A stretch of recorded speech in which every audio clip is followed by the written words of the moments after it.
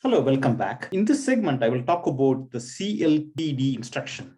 If you compile your C code, you may see cltd instruction. What is it?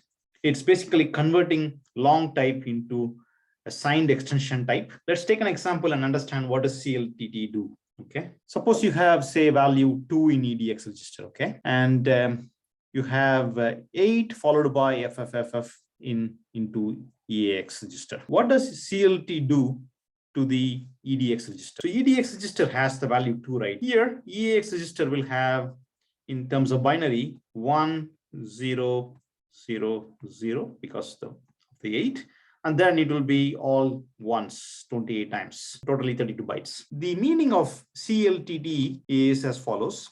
It looks at the signed bit of or the leading bit of the EAX register, which is just 1, and it copies 1 into EDX register.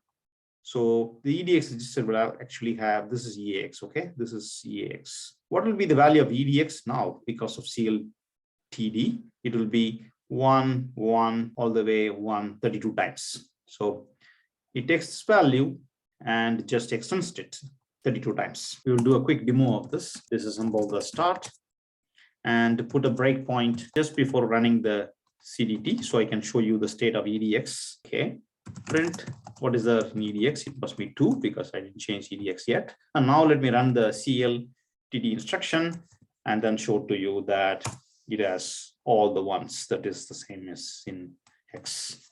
Okay, so it took the most significant bit of EAX, which is 1, because it's 8 means 100, and it extended it all the 32 bits into EDX register. Let's quickly do one more thing. Let's change the code into something different. Let's say I put 7 here. So 7 in terms of binary will be 0 1 1 1, and then you have 28 ones. This is the bit pattern for 7 FFF and so on.